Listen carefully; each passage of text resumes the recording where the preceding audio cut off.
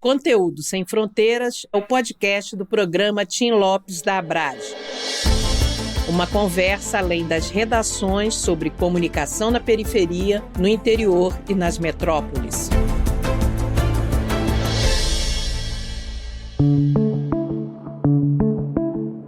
E começamos mais um episódio do Conteúdos Sem Fronteiras e hoje a gente vai discutir desinformação, os perigos que isso pode causar para as pessoas, principalmente para a democracia. Nós vamos falar também sobre checagem, nós vamos falar sobre jornalismo, vamos falar sobre inovação. E a gente convidou duas pessoas maravilhosas para discutir esse assunto. O Sérgio Littke e a Marcela Duarte. O Sérgio Littke, ele é formado pela PUC do Rio Grande do Sul, tem Master em Gestão de Empresas Jornalísticas, MBA em Marketing Digital, editor de livros, editor executivo de internet e inovação do Grupo RBS, editor de plataformas digitais da editora Globo, pesquisador que tem estudado os novos empreendimentos em jornalismo digital no Brasil, e ele também coordena a equipe de pesquisadores do Atlas da Notícia. E ele também é editor-chefe do projeto Comprova e coordenador de cursos da Abrage. Com certeza eu esqueci alguma coisa que ele faz e ele vai atualizar a gente, não se preocupem, tá? A Marcela Duarte, ela se classifica, olha só que charmoso, ela é de meio de humanas, meio de exatas, meio gaúcha, meio cearense. Achei ótimo, já adorei, já é minha amiga de infância a partir de agora. Tá? E ela está sempre de olho no que é novo, de inovação, tendências em tecnologia. Ela vem contar histórias, ela trabalha na Agência Lupa e ela vai explicar para a gente o que a Agência Lupa faz, como é que ela está contribuindo para esse menino chamado jornalismo.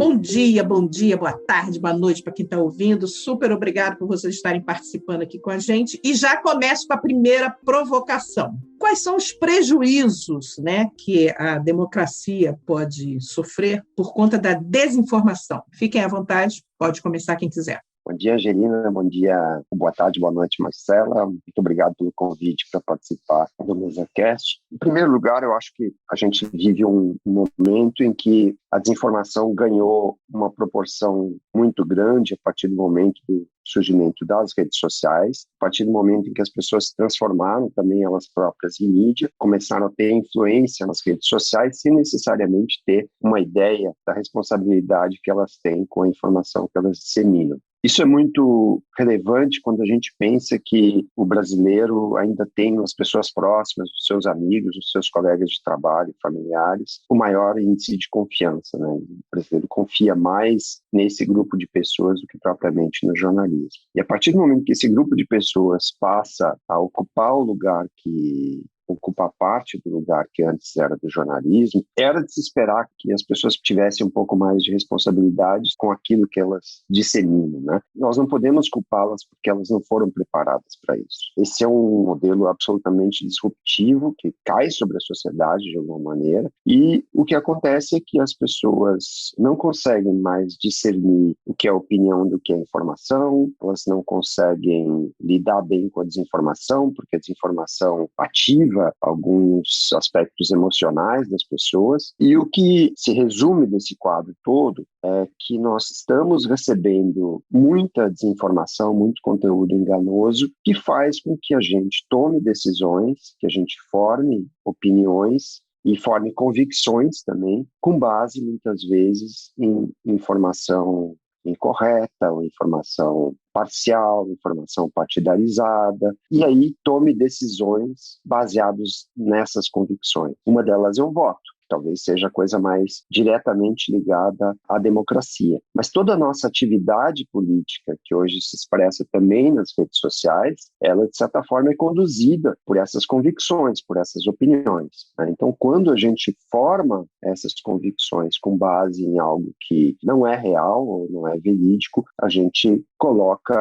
em risco a democracia, coloca em risco a sociedade. E se a gente olhar muito próximo agora para o período de pandemia, coloca em risco a própria vida. Eu acho muito interessante isso que o Sérgio estava falando, dessa questão das pessoas que não têm um conhecimento mais aprofundado sobre o impacto que elas provocam nas redes sociais, principalmente, que surgiram com a internet e tal. Eu acho legal, acho interessante a gente também perceber que essa questão questão de democracia e desinformação, ela tem a ver também com o pacto, né, de que a democracia é nosso combinado, né? O combinado do jogo é a democracia. E aí, quando a gente tem esse novo momento em que a desinformação está permeando a forma como a gente se comunica, que hoje tudo que a gente faz é via redes sociais, né? Tudo que a gente faz é na internet, né? Então, quando a desinformação permeia a forma que a gente se comunica, a gente começa a colocar em xeque essas questões, esse nosso combinado, né? Então, esse nosso combinado sobre democracia. Então, para mim, a desinformação que circula, sobretudo nas redes sociais, mas também em outras esferas da nossa vida, coloca em xeque o nosso conceito de democracia, né? Coloca em xeque, portanto, esse nosso combinado. Acho interessante também acrescentar que eu acredito que a gente tem uma responsabilidade também, a gente tem uma parcela aí nesse cenário que é por conta do jornalismo. Acho que a gente lá atrás, antes da internet, antes das redes sociais, a gente tinha um modelo de jornalismo em que ele era muito mais de um lado, né? Então, saindo do veículo de comunicação e indo para o usuário. A gente tinha muito pouco informação em duas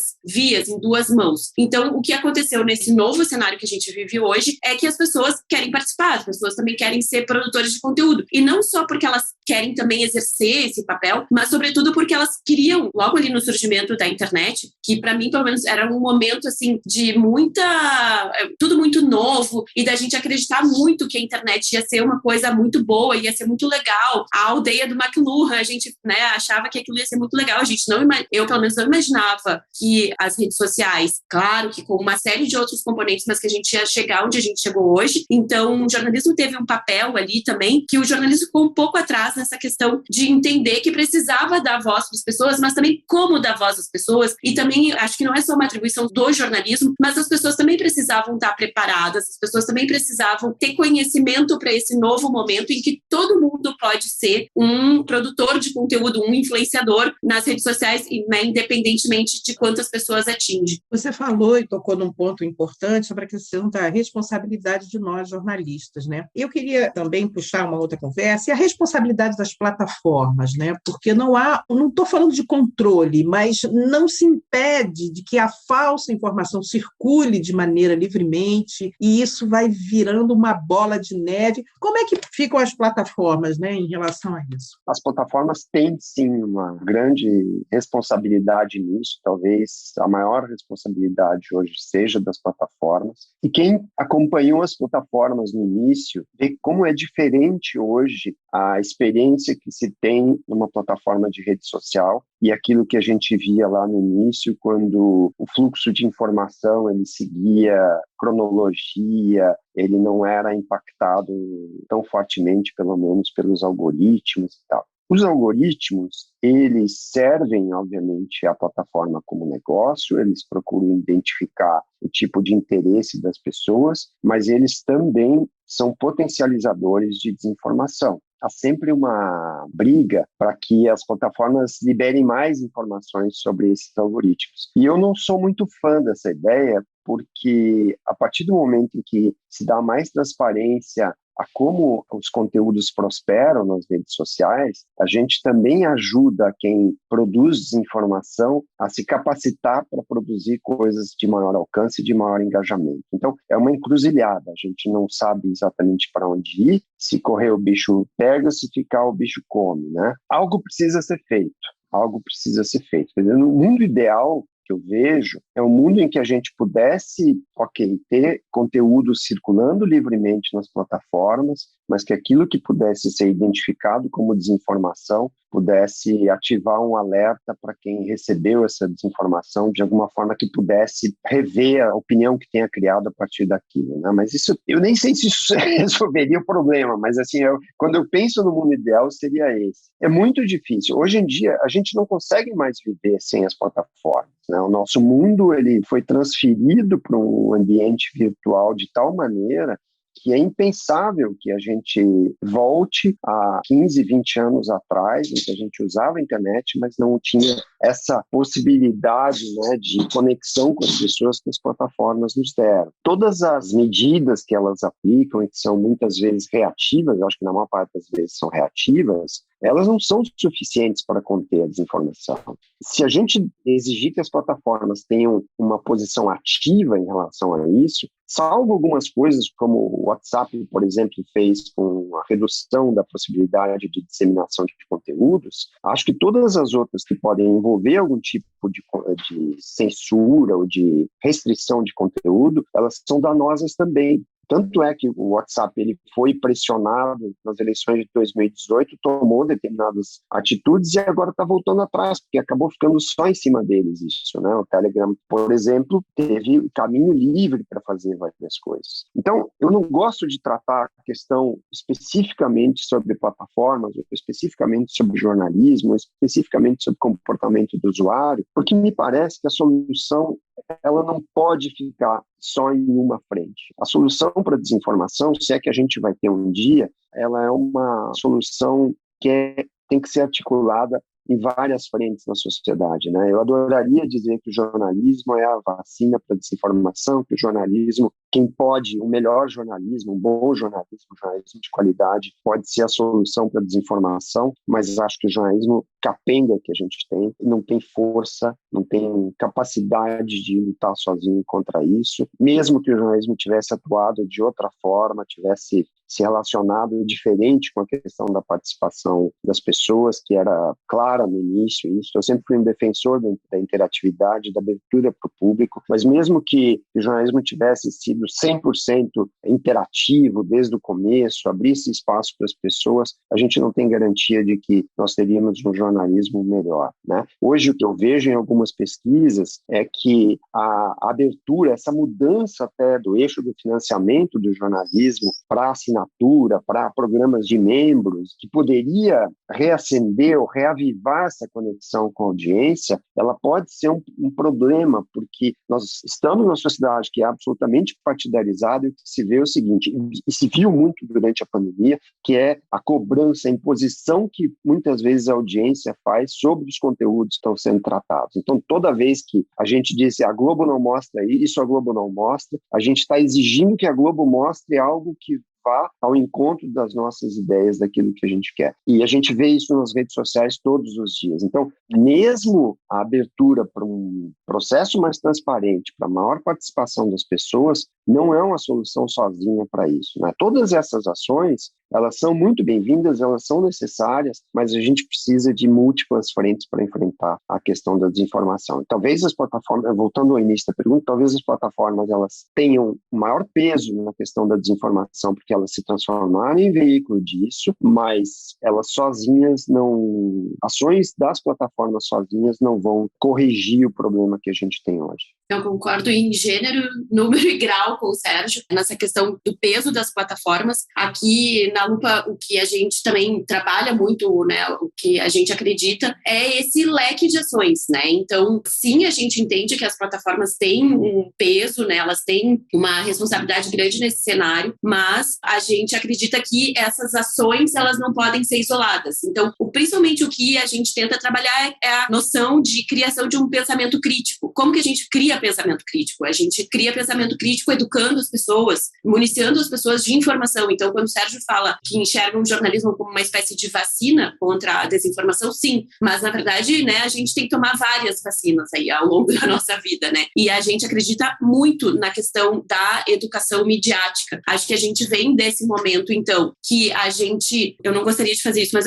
eu vou citar Alain de Botton, não é dos meus escritores favoritos, mas ele tem um livro que ele fala justamente isso, que a gente estudou, a gente tem um ensino que a gente, por exemplo, a gente aprende sobre artes, mas a gente não está em contato direto com arte todos os dias da nossa existência, ou até tá, mas não no mesmo nível que hoje em dia a gente está em contato com as redes sociais, e a gente não foi educado para isso, a gente não sabe lidar com as redes sociais. Então é um cenário, claro, todo muito novo. Acho que a gente, enquanto sociedade, a gente está nesse momento de adaptação, a gente está aprendendo como lidar com essas questões, a gente vai desenvolver um pensamento, vai desenvolver um conhecimento, isso, claro, já está em curso, né? Mas a gente está nesse momento muito de transição, mas é isso que a gente precisa fazer, a gente precisa atuar numa série de frentes. Então, é claro que a gente precisa olhar para as plataformas, é necessário ter algum tipo de regulação, a gente precisa decidir, por exemplo, isso que o Sérgio mencionou, se usar algoritmos, se a gente vai ter uma total transparência sobre o funcionamento dos algoritmos ou não, mas como que a gente, enquanto sociedade, como que a gente faz isso? Desenvolvendo o pensamento crítico. É muito importante, né, a gente, enquanto sociedade, tratar desse tema, da gente se debruçar sobre a questão da educação midiática, especialmente para a gente, enquanto indivíduos sociais, né, para a gente aprender a lidar com isso, para a gente entender as nossas responsabilidades individuais, quais são os nossos impactos, mas a gente também precisa de um jornalismo forte. Enfim, a gente precisa de uma série de frentes e acho que daí entra também toda essa questão de colaboração, da gente também, das agências checadoras, das instituições que promovem o ensino, que promovem o debate, dos políticos, das plataformas, todo mundo está atuando em colaboração. Acho que isso tudo é super importante, mas assim, se eu também pudesse pensar no meu mundo ideal, eu acho que eu pensaria nesse mundo em que a gente entende que existem uma série de atores que precisam atuar nessa frente, né, de combate à desinformação. O jornalismo é uma delas. A gente vai ter a questão da educação midiática, como trabalhar isso desde que a criança entra no colégio, na escola, até as universidades, até, né,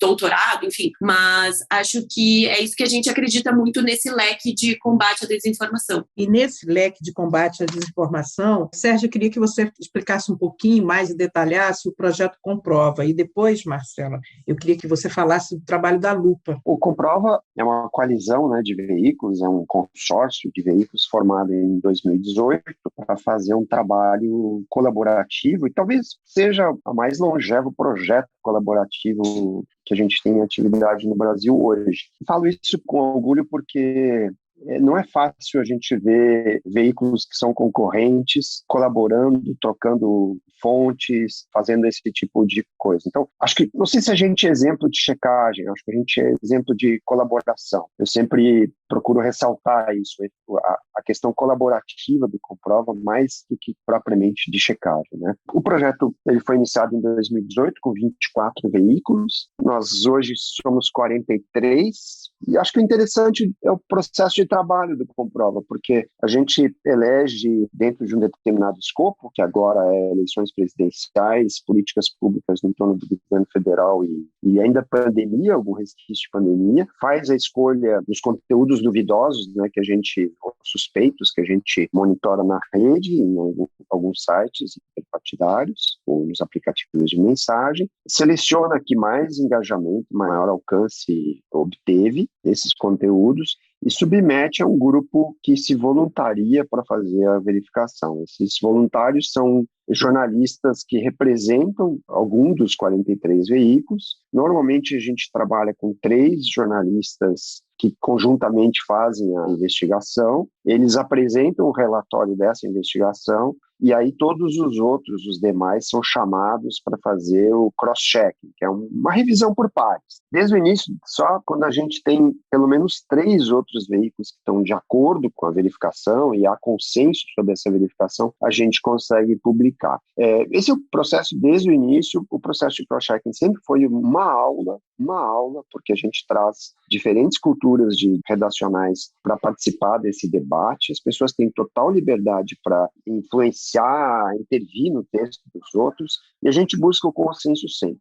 Então, tendo consenso, a gente pode publicar. Esse processo, ele vem, então, desde 2018, ele é um processo que eu acho que ele retoma uma coisa que havia nas redações antigas, que era a possibilidade de você ter um editor acompanhando o trabalho de quem está começando, e que se perdeu totalmente essa residência, né, que se fazia no começo, nas redações há um tempo atrás, e é absolutamente enriquecedor para qualquer jornalista. Eu diria que participar de um processo como esse é um processo de aceleração de carreira, né? E a gente já viu vários casos desses. E aí, ao longo desse tempo, a gente traz um ingrediente, que é um ingrediente que eu acho que é original, é nativo das agências de checagem, e o jornalismo devia olhar para as agências de checagem com mais atenção, porque a gente foi incorporando algumas questões que envolvem transparência, como, por exemplo, deixar muito claro como foi feita a verificação e oferecer para o leitor a possibilidade de ele próprio fazer a checagem desse conteúdo e também dizer por que a gente investigou. Porque muita gente fala, por que vocês não fazem tal coisa? Por que vocês não investigam isso? A gente diz por que a gente abriu essa investigação. Então, essas são 2 coisas que envolvem transparência que eu acho que a gente percebeu bem no ambiente da checagem, trouxe para o Comprova. e o meu objetivo é levá-los para o jornalismo, porque acho que o jornalismo precisa, para ou readquirir ou ampliar a confiança dos leitores naquilo que ele produz, naquilo que ele faz, abrir a cozinha. O jornalismo passou a cobrar e aí criou um paywall, né?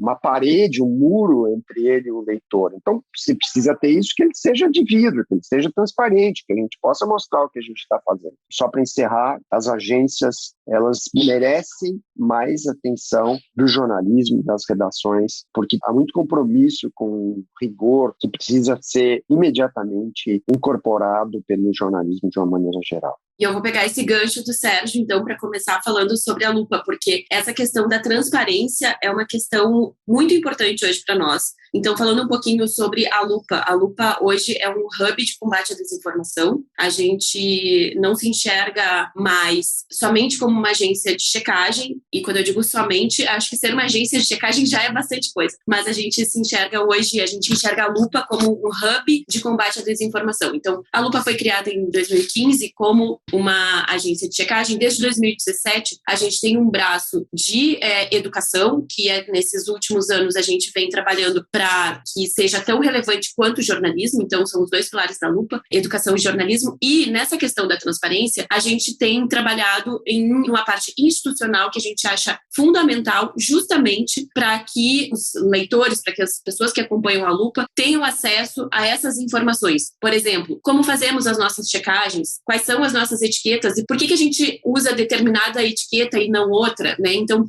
fazer com que as pessoas também entendam a metodologia da checagem. E eu acho que isso tudo tem a ver com a transparência que a gente tanto deseja que tenha, mas tem tudo a ver com a educação midiática. Então, também é um papel nosso do jornalismo, aliado à educação midiática, de mostrar para as pessoas como que são feitas as checagens. Tudo está conectado. Então, a gente acabou de lançar o site novo da Lupa, faz um mês entrou no ar o site novo, e a gente fez um esforço muito grande para que o site, né, que a gente enxerga como nosso cartão de visitas, para que o site refletisse essa visão que a gente tem hoje da Lupa. Então, quem entra lá no site hoje vê educação, jornalismo, e tem uma parte institucional muito importante, em que todas essas informações, na hora que a gente clica em institucional, todas essas informações estão direto na capa. Claro que quem quiser mais informações consegue acessar mais informações, tem lá no menu mais informações, mas essas informações, como fazemos as checagens, qual a metodologia das etiquetas, como foi criada a lupa, a história da lupa, quem financia a lupa, todas essas informações estão de cara lá. Então, acho que essa questão da transparência é muito importante, até para as pessoas saberem qual é o nosso intuito. A gente não, né, muitas vezes dizem, a gente brinca, né, que as pessoas vêm dizer que nós somos financiados pelo George Soros, que a gente tem interesse por trás, e a gente, na verdade, segue uma metodologia à risca e que ela é todo ano avalizada pela IFCN, pela Rede Internacional de Agências de Checagem, de fact-checking.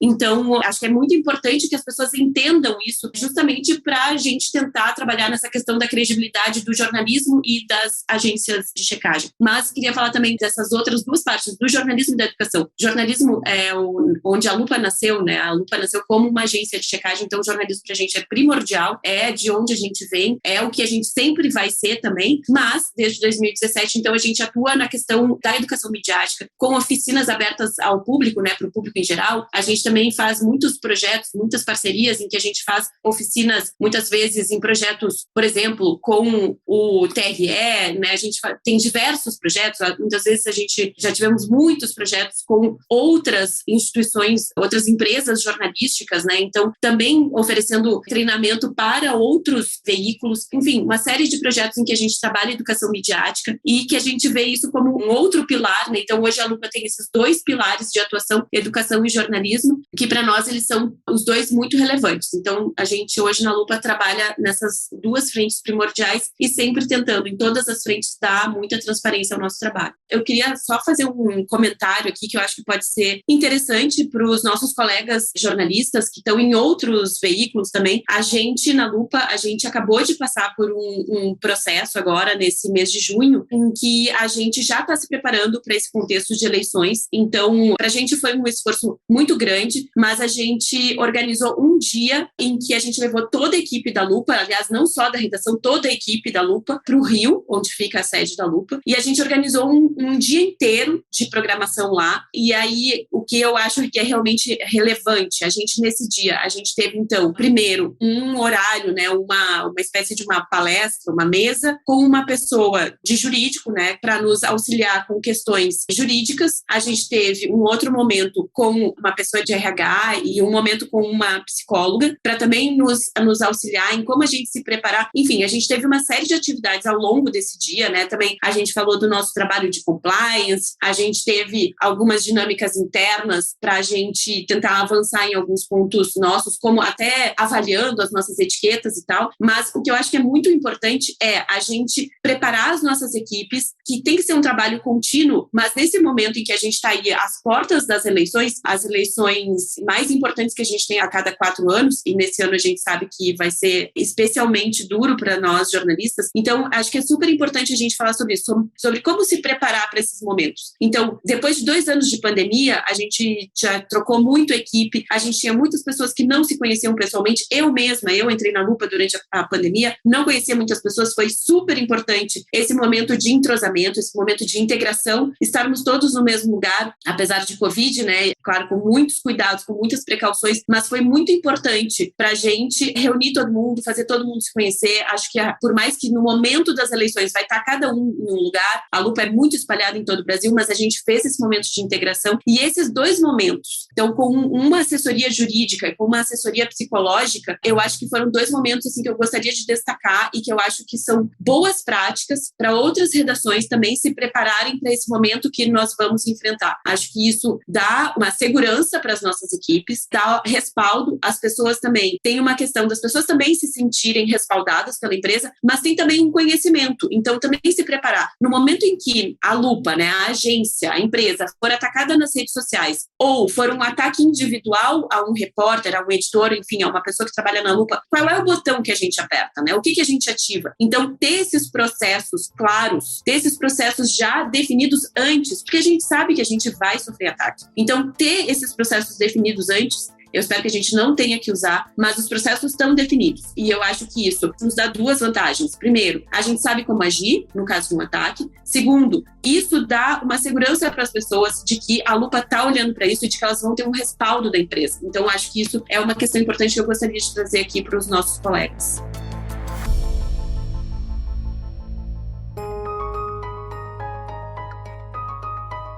Vocês 2 tocaram num ponto que é a questão da transparência, né? Que é uma coisa vital para o entendimento de todo esse processo. Mas a gente entende, pela experiência que eu tive dentro de redações, transparência e trabalho colaborativo são 2 questões que ainda não estão introjetadas em quem está dentro da redação, em quem está comandando redações e tal. Como é que a gente faz para quebrar essa parede, né? Porque é um bloqueio que existe, né? O trabalho colaborativo não é uma prática recorrente dentro do Brasil. A transparência do porquê fez aquela matéria, por que escolheu aquela pauta e não outra. Como é que a gente faz para poder roubando um pouco do que você falou, né, Marcela, para educar quem está na redação, para começar a enxergar de uma outra forma esse trabalho do jornalismo?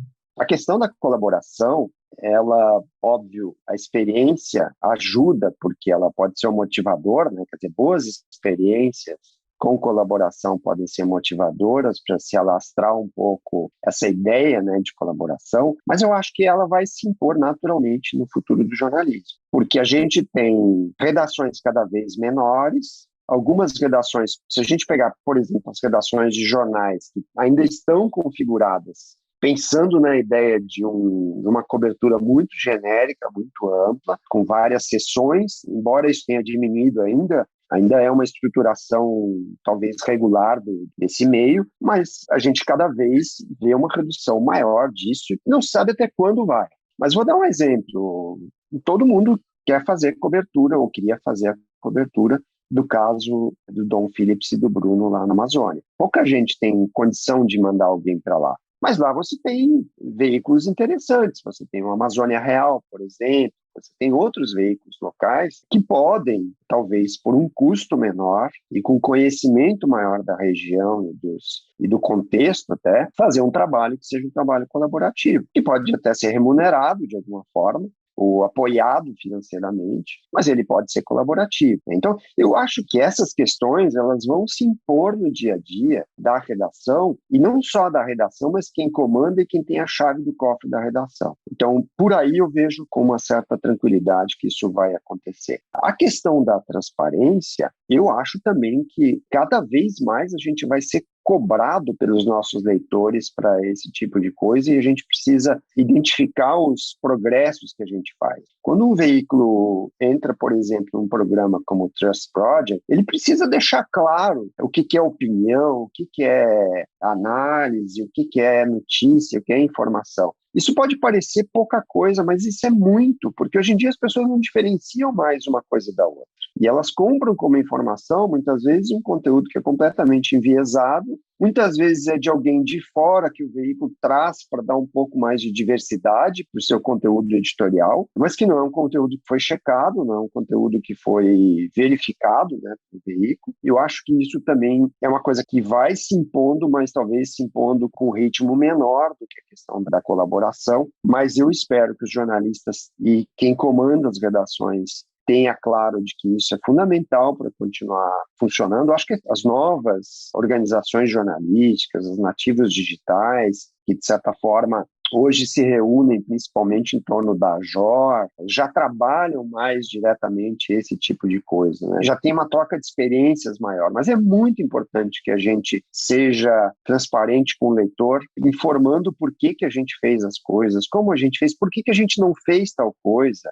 Informar, por exemplo, falar das incertezas que a gente tem numa investigação. A gente nunca faz isso. E dizer, olha, a gente não conseguiu fazer tal coisa porque não conseguiu, porque foi incapaz. A gente fica dizendo que pediu para o ministério tal que falasse as aspas dele, provavelmente eles não nos mandaram, a gente diz, olha, questionado, o ministério não se manifestou e fica por isso. Nós precisamos deixar mais claro isso para o leitor. O que significa isso, né? Outra coisa é como a gente trabalhou. Tem uma coisa que eu gosto muito na coisa da checagem, que está nos princípios lá da IFCN, do Código de Princípios, que é falar das fontes, do interesse das fontes, deixar claro qual é o interesse de uma fonte que está sendo ouvida. Ontem ainda me bati numa coisa que eu tinha pedido há um tempo atrás, que era, a gente tinha ouvido um cientista falando sobre pandemia, ele dando a opinião dele, uma opinião respeitada, ele é ouvido por todo mundo, só que ele tinha já manifestado interesse em ser candidato e para combater as pessoas que representavam a política que estava no comando do Ministério da Saúde. Ok, é legítimo que ele faça isso, mas isso precisa ser dito.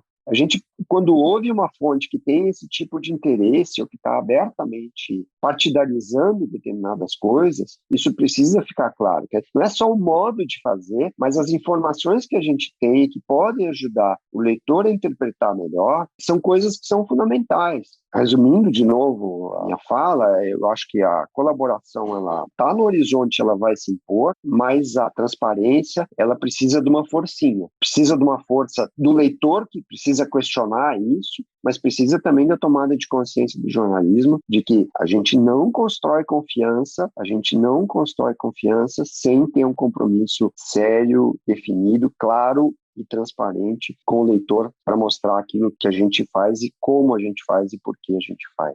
Sérgio, pegando o teu gancho, eu acho que essa questão da transparência, ela se impõe nesse cenário que a gente vive, porque ela é uma forma da gente atuar, da gente, né, fazer frente a esse cenário que se impõe para o jornalismo. Aí não estou falando só das agências, não estou falando só da checagem, mas o que eu acredito é que a gente vem nesse cenário já de muitas décadas em que o jornalismo vem sendo minado, em que a gente tem a credibilidade das empresas jornalísticas sendo minada.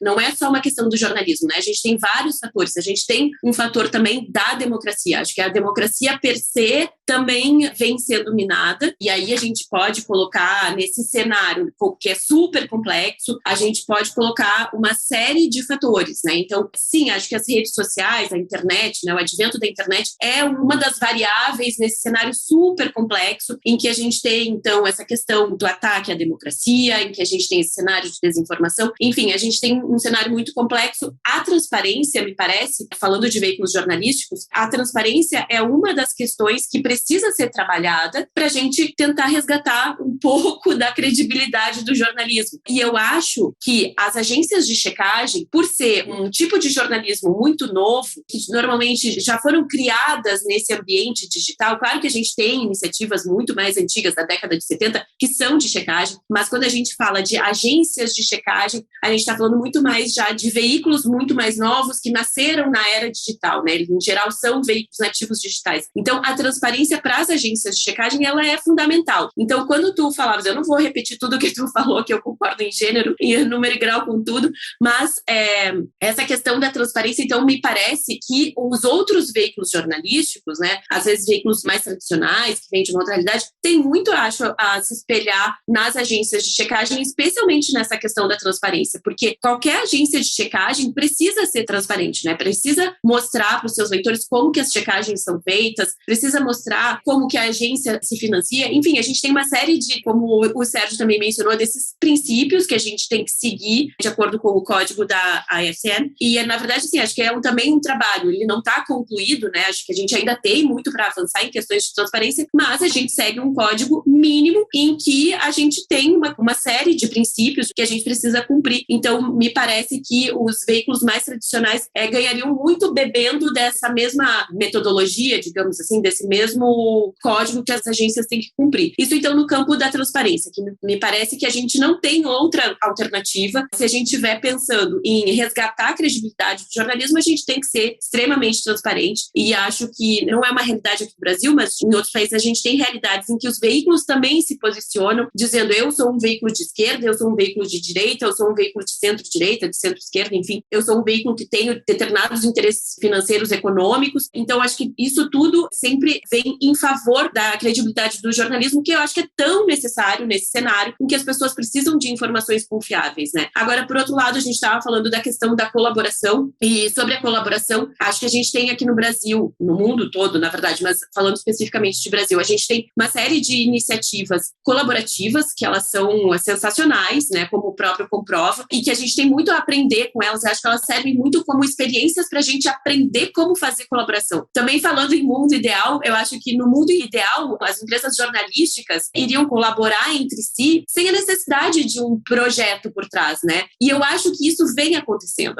Eu e o Sérgio também, a gente está em alguns grupos aí em que a gente conversa com colegas de outros veículos, em que a gente sabe o que está acontecendo, em que um pede ajuda para o outro. Claro que a gente sabe que ainda não é uma regra, mas eu acho que isso faz parte desse cenário também, de cada um entender que cada um tem um papel diferente nesse cenário. Eu acho que, comparando também com antigamente, a gente tinha veículos que eram concorrentes, mas eles eram muito parecidos, né? Então, a gente tinha os jornalões, todo mundo competia, todo mundo se via como inimigo. Hoje em dia, eu acho que com essa pulverização, né, todo mundo virou produtor de conteúdo, os veículos jornalísticos também se especializaram. Então, a gente tem as agências de checagem, muitas vezes a gente tem agências de checagens especializadas em determinado tema. Então, a gente, por exemplo, da Lupa, a gente trabalha muito em colaboração com outras agências. Por exemplo, a gente trabalha muito com o Facebook Eco quando a gente trabalha temas relacionados a meio ambiente, a sustentabilidade ambiental. É um exemplo que eu quis trazer aqui como colaboração. A gente tem vários outros, mas é um que a gente vem atuando com recorrência. E eu acho que isso é o ideal, né? Quando a gente tem veículos que entendem, a Lupa entende o seu papel, o Facebook entende o papel dele, vamos então somar esforços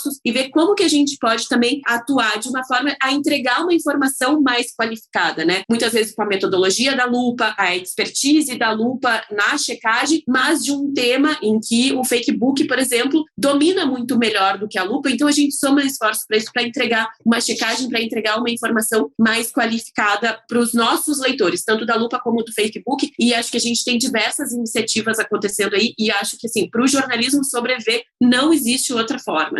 É só uma coisa que eu acho que costura bem ainda assim para finalizar a questão de jornalismo e desinformação, que é a necessidade do jornalista entender as táticas de quem dissemina desinformação. Saber quando se pronunciar, saber quando silenciar, entender que o jornalismo declaratório ganha e se transforma num mal muito maior ainda quando está na boca de uma autoridade a desinformação, algum conteúdo falso ou enganoso. Entender também que quem produz de uma forma mais profissional, talvez, ou de uma forma mais articulada a desinformação, se vale dos mesmos recursos que qualquer veículo de comunicação tem para medir performance das suas publicações. As pessoas testam, podem testar em grupos diferentes, podem testar formatos diferentes, escolher os formatos que têm melhor performance e produzir isso. E muitas vezes eu vejo jornalistas que, quando deveriam silenciar, se pronunciam e, além de se pronunciar, ainda emprestam a sua própria relevância a conteúdos que são conteúdos de desinformação. Isso não faz bem ao jornalismo, não faz bem ao ambiente de desinformação e a gente tem que deixar de ser ingênuo ao lidar com isso. Então, não estou dizendo que o jornalista tem que ser malicioso, mas ele precisa entender que ele muitas vezes é instrumento de quem produz desinformação para levar mais adiante, levar ao seu próprio público determinadas coisas. Nós estamos num momento em que a sociedade está muito partidarizada, parte da sociedade formou convicções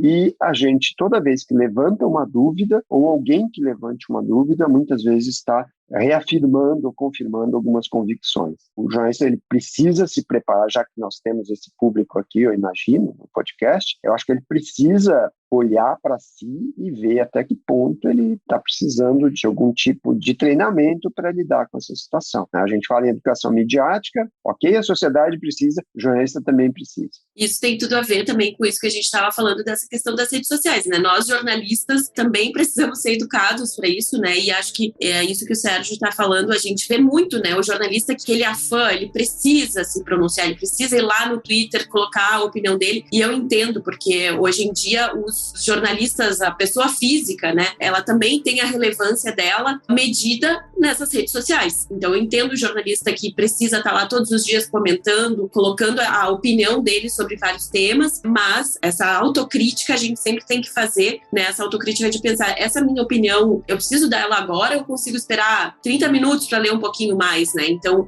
acho que isso está tudo conectado nesse cenário que a gente está falando e que acho que a gente está aí todo mundo tentando entender e todo mundo trabalhando, né? Acho que esse é um exercício contínuo da gente entender a nossa realidade, entender o cenário, e acho que isso que o Sérgio trouxe tem tudo a ver com isso do jornalista se pensar nesse cenário também. Hoje foi uma aula de jornalismo, simples assim. Agradeço demais a presença do Sérgio Littke e da Marcela Duarte, tá? Hoje a gente falou de desinformação, de transparência, de trabalho colaborativo, de checagem, da responsabilidade de quem produz conteúdo e do mundo ideal que todos nós queremos e que vamos fazer ele acontecer, tá? Muito obrigado por vocês terem participado desse episódio do Conteúdos Sem Fronteiras e a gente se encontra em breve. Beijos!